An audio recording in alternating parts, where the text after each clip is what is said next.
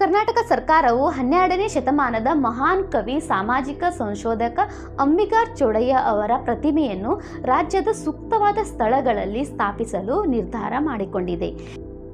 ಇದನ್ನು ಕನ್ನಡ ಮತ್ತು ಸಂಸ್ಕೃತಿ ಸಚಿವ ಶಿವರಾಜ್ ತಂಗಡಗಿ ವಿಧಾನ ಪರಿಷತ್ತಿನಲ್ಲಿ ಸ್ಪಷ್ಟಪಡಿಸಿದರು.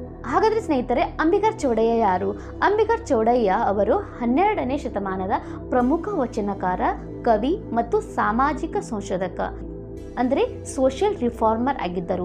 ಅವರು ಬಸವಣ್ಣನವರ ಕಾಲದ ಶರಣರು ಆಗಿದ್ದರು.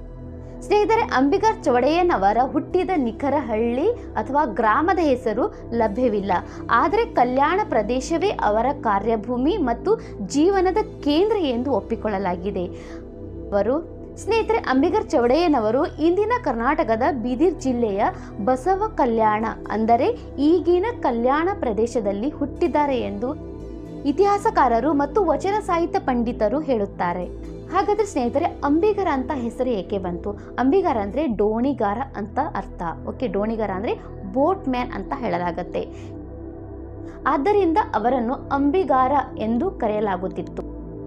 ಹಾಗೂ ಅವರು ಸಮಾನತೆ ಮತ್ತು ನ್ಯಾಯದ ಪರ ಹೋರಾಟಗಾರರಾಗಿದ್ದರು.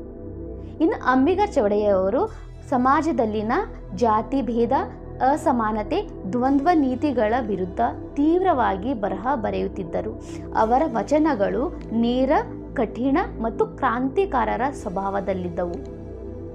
ಇನ್ನು ಶರಣ ಸಂಪ್ರದಾಯದ ಪ್ರಮುಖ ಕವಿಗಳು ಬಸವಣ್ಣ, ಅಕ್ಕಮಹಾದೇವಿ, ಅಲ್ಲಮಪ್ರಭು ಇವರನ್ನೊಳಗೊಂಡ ಶರಣ ಚಳುವಳಿಯ ಪ್ರಮುಖ ಸದಸ್ಯರಾಗಿದ್ದರು ಅಂಬಿಗರ ಚೌಡಯ್ಯನವರು.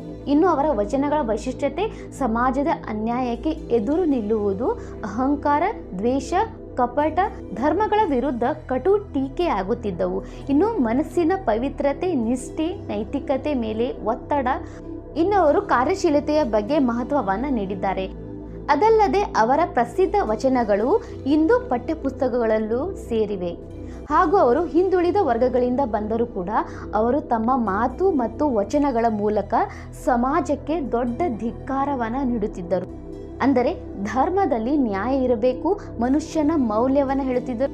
ಇನ್ನು ಕೆಲಸದ ಬಗ್ಗೆ ಬಹಳ ಬಲವಾದ ಸಂದೇಶವನ್ನು ನೀಡಿದ್ದಾರೆ. ಅವರ ವಚನಗಳು ಸಾಮಾಜಿಕ ಸಮಾನತೆಯ ಘೋಷಣೆಯಾಗಿವೆ.